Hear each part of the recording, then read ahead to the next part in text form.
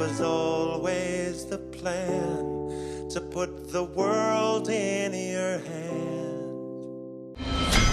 Hey everybody, Colton here, and we have talked a lot about Robert Downey Jr.'s big return as Dr. Doom. And in those videos, I always try to go back into previous projects and find clues that set up this heel turn. To which many of you comment, "Stop pretending that this was ever the plan. Remember, it was all about Kang, then Jonathan Majors hit that lady and they desperately pivoted to Dr. Doom." Well, I'm here to tell you that you're wrong. Now, I've had this video in the works for a few weeks now, so I'm having to Frankenstein it a bit because Feige just dropped a huge confirmation in an interview confirming my entire thesis and that yes, Downey Doom was well in the works before even the release of Ant-Man and the Wasp: Quantumania. Now, Feige stated that they were beginning to realize that Kang just wasn't Thanos. And to that I have to say, bullshit. Kang had every opportunity to be this saga's Thanos. Majors delivered a stellar performance, so the idea of pivoting away from him before his legal issues emerged is just crazy to me. I mean, maybe you shouldn't have had him be so easily bodied in Quantumania. I mean, we saw Thanos show up in different movies before Avengers Infinity War, but we never saw him get his ass kicked. Anyway, Feige says that they started considering a Doom pivot before Quantumania, but I think that it goes even further back than that, and I can prove it. RDJ's casting as Dr. Doom is a casting that is 20 years in the making. It's clear to me that Downey Doom has been in the works for a long time, and he was always going to appear in and likely be the main villain of Avengers Secret Wars. You are all correct to an extent that bringing in Downey as Doom and sharing that casting with us all this early, as well as us now getting Avengers Doomsday instead of Avengers Kang Dynasty, that was all directly in response to the chaos brewing at Marvel surrounding Kang. And it's likely that the plan was to have Kang and Dr. Doom in Avengers Secret Wars as warring tyrants for the throne. I think that Kang was likely even being positioned to take on the role of the Beyonder the same way that he took on the role of He Who Remains. And it would ultimately be Dr. Doom who would come in and do what the Avengers couldn't, defeat Kang and then take his power, setting himself up to become God Emperor Doom and the villain that the Avengers have to defeat in Secret Wars. Downey Doom was not just this random Hail Mary to save face and run back to Downey because Marvel had no better ideas. Before Marvel even started entertaining the idea of pivoting away from Kang, they still planned on Downey Doom's return for Secret Wars. 2005's Fantastic Four, which was a 20th Century Fox film, remember this was at a time before Marvel Studios even existed and Marvel Comics had licensed a lot of their major properties to major studios. Spider-Man was over at Sony, Hulk was at Universal, and Fox had the X-Men and the Fantastic Four. But, and keep this in mind for later, Kevin Feige was involved as a producer on almost all of those movies. So Robert Downey Jr., he was considered for the role of Dr. Doom for those Fantastic Four movies. But we have to remember that this was at a time before RDJ had successfully made his big comeback following his own legal issues and his very public drug problem. It wasn't until 2008 when Marvel took a big gamble and did cast him as Iron Man, and it paid off and kickstarted one of the most successful film franchises of all time. But even in 2008, when they did go out on a limb and gave that role to Downey, they were skittish about it. So more than 4 years prior to 2008, they were doing the casting for Fantastic Four. All of that drama and controversy surrounding RDJ was still pretty fresh, and it likely contributed to RDJ losing out on the role. And honestly, that was probably best because RDJ's portrayal of Tony Stark,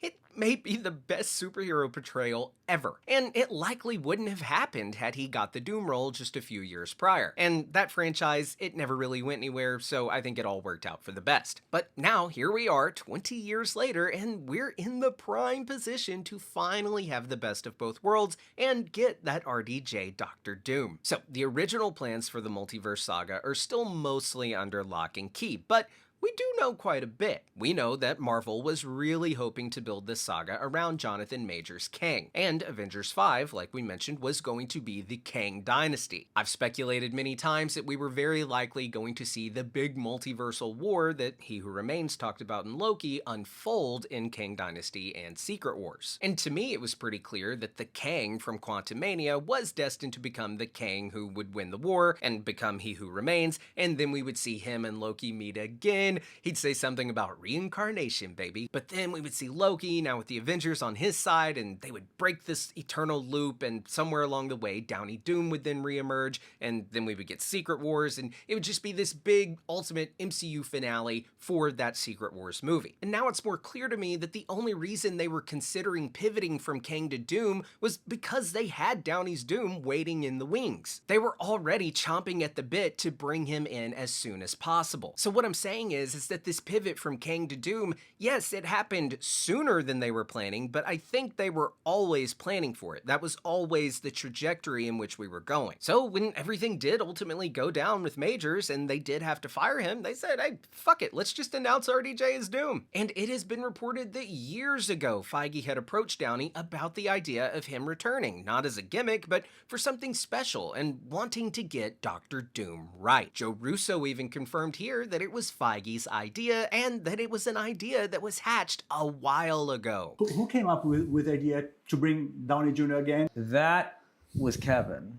And interesting enough about that is that conversation was had a while ago. And guys, we have to remember that Feige was involved in most of those pre-MCU Marvel movies as a producer. Feige even said this in a recent interview about Fantastic Four First Steps, quote, I was around for those early Fantastic Four movies, and like all of the pre-MCU movies, I learned a lot. The Multiverse saga and its reintroduction of those early 2000s X-Men movies that Feige was also involved in but had little creative control over, it's becoming pretty clear that Feige is viewing this multiverse saga as his opportunity, his chance to play with those old toys like the Fox era X-Men and Tobey Maguire's Spider-Man, and give us a big hoorah before we reboot most of the universe in Secret Wars. And I think Downey as Doom is yet another example of something from that era of Marvel movies, something from Feige's past that he never got to bring to fruition and that he is now able to do, and so he's gonna do it. And I think it's clear that Feige has been kicking around this idea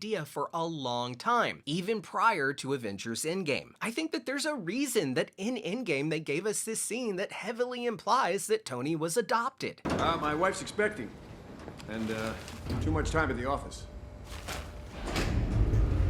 Congratulations. How far along is she? I don't know.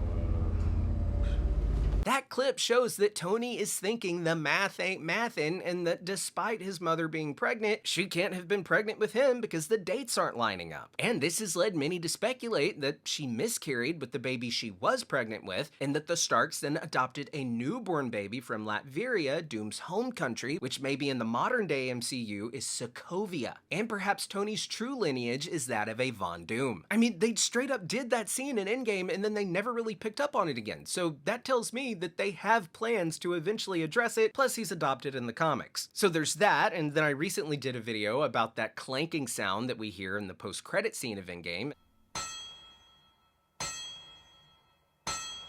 And despite Feige's denial that it was teasing anything, I call complete bullshit. And of course, there's also the gnarly face scar from Tony's snap that ties to Doom's face scar from the comics, and the Russos have said that Tony's snap and his death in Endgame is directly connected to why RDJ has to play Doom. Now, it's also been reported that Downey really wanted the Russos to be involved if he agreed to come back, but the Russos were having trouble finding a way in. And it was writer Stephen McFeely that hatched an idea that got everyone on board to make this idea happen, an idea that Feige had had for a long time but just couldn't get it to the exact point to make it a reality. So in closing, yes, a lot of Avengers Doomsday and this reshuffling of Doom and Kang, it is all new stuff that they had to scramble to get organized following the pivot from Kang. But the casting of RDJ as Doom, that is something that I think Feige has had in mind for years, even before the Multiverse saga, before Avengers Endgame, and hell, it sounds like he even really liked the idea of Downey Doom 20 years ago. So guys, let me know, do you agree that, while yes, the Downey Doom thing may appear a little last minute and desperate,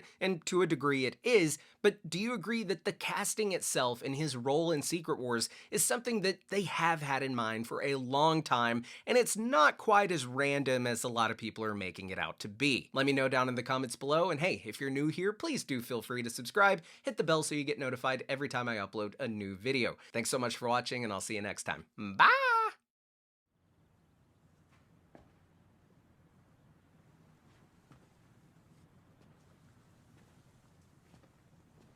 You're still here. It's It's over. Go home.